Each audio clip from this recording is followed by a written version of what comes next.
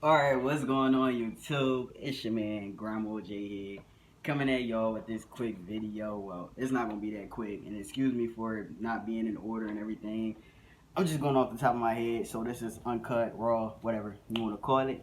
But I wanna give y'all my opinion on the lease so far. I've been in business for I've been running on the lease side for a month. I started on the 1st, and today is the 31st. So, congratulations to me for making it 1 month outside of the hole. So, I'm gonna go ahead and get into it.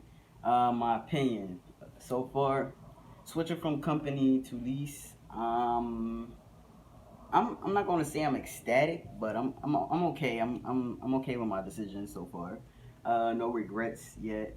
I actually like running now because I kind of play games with myself, and it's cool. I don't want to say it's not a big difference because the responsibility is a big difference, but for the most part, you still run the same. Like you still speak with dispatch the same way and everything like that. The only issue is you take into account more factors than you would on the company side. Like on the company side, you get a load, you run it. On this side, it's like, okay, I need to run these numbers real quick and see where this is going to sit me at for the week. Um, so I want to say the difference, and I really changed how I ran just with a month being on the lease side because the numbers really affect you differently when you're running a business versus when you're just a W2 on W2. So I want to say I am very, very assertive with my business. Before I used to, take the little dollar missing off my settlement on the company side on the chin. Now it's like, okay, why did y'all take a dollar from me? Where did this dollar charge come from? What does this dollar charge mean? How often do I get charged this dollar? Like, come on, I need y'all to let me know these things. That's how I am now.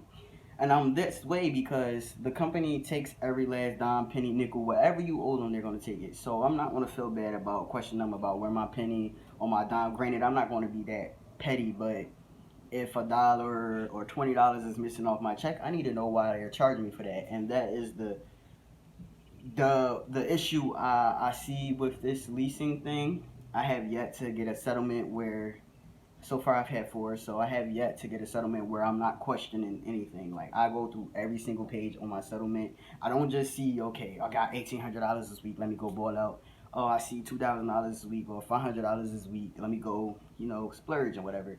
Like I actually look at my numbers and say compare and contrast. I write down everything. I write down how much reefer fuel was in the trailer when I picked it up, how much I put in there.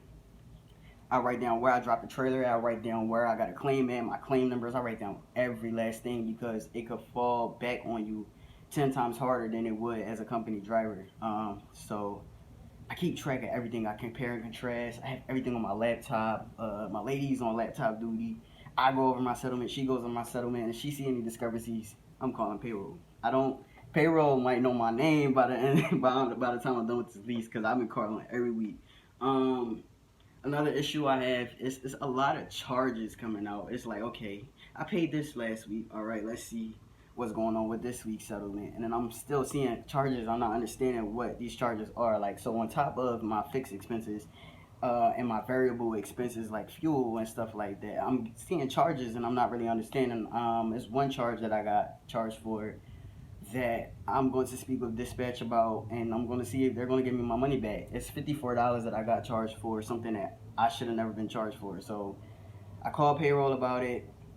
She explained it to me. It's still not making sense. I hit up dispatch about it. Dispatch told me I shouldn't have been charged this. So I'm gonna need to see that $54 on one of my settlements. Um, I run different. Definitely, I run different. I don't idle my truck. Back when I was a company driver, I didn't care how much the fuel cost. I didn't care if I spilled fuel. I didn't care about anything. Now it's like, okay, when I fill up this refuel unit, make sure I don't spill any fuel. There's money coming out of my pocket. Um, I don't idle my truck like I did when I was company. I would idle my truck whenever I was coupling, uncoupling, doing pre-trips around the trailer. I used to idle my truck doing everything. Now I don't idle my truck. Every second I get to turn my ignition off, I turn it off. The biggest learning curve for me is fueling. So far, My first 2 weeks fueling was okay. My last 2 weeks fueling was pretty high. The fourth week is because I shot myself in the foot with the whole fueling in the Northeast. I fueled up, and instead of topping off in Virginia, I got just enough fuel, and then I ended up with a load from Virginia to Maine. And a lot of y'all lease operators know where this is going. I ended up spending almost $1,200 in fuel. That is not good. I am not teaming. I am not training. I am a solo driver on the lease side, and I have my lady on the truck with me. So I need to keep my fuel low. So like I said, I play little games with myself to keep my fuel cost per mile low. This week, my fuel cost per mile was at 22 cents. Last week, my fuel cost per mile was 12 cents. That is a big jump. Now, the fuel in the Northeast is pretty high. Like I said, I had to fuel up at a Circle K, and the fuel is expensive. So that's the biggest variable expense, and you have to keep in mind. So that's the biggest learning curve for me.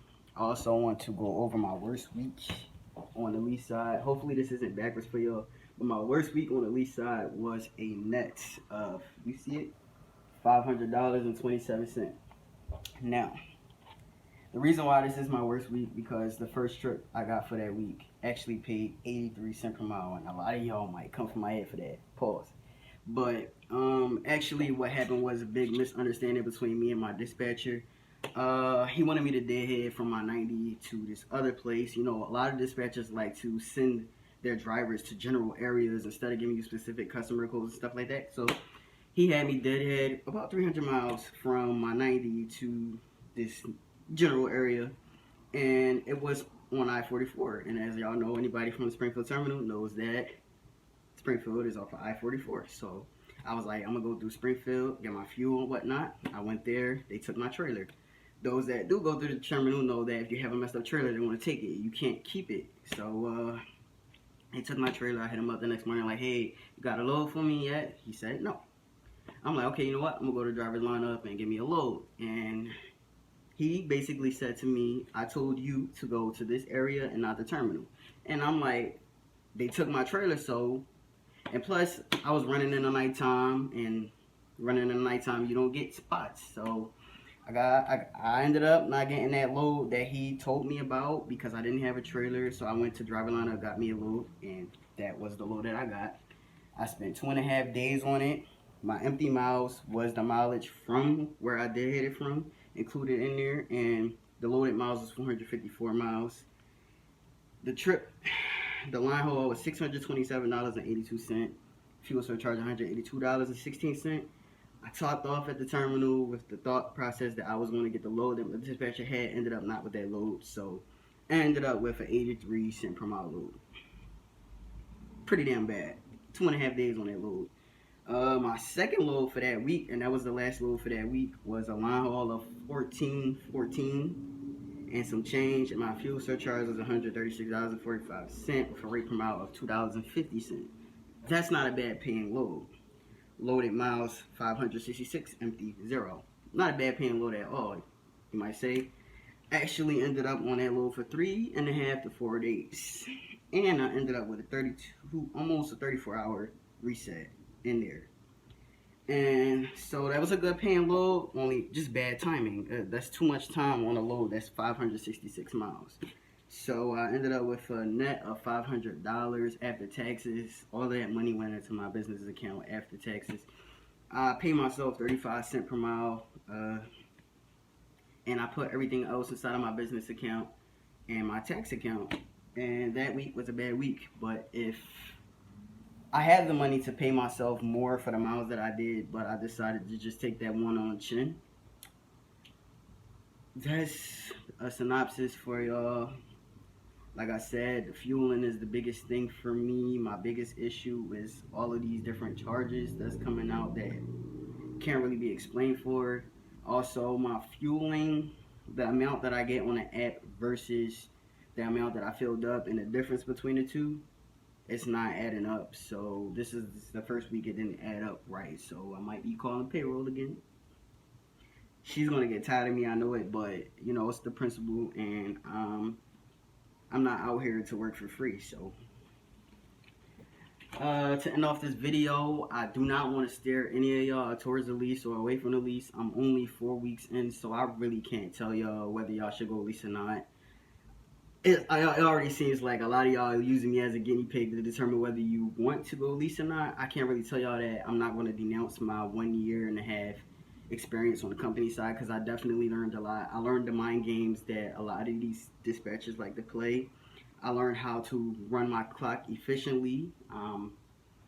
My back end has gotten a lot better. I progressed over the months a lot. The only back end maneuver that I'm still struggling with is Ollie Dock.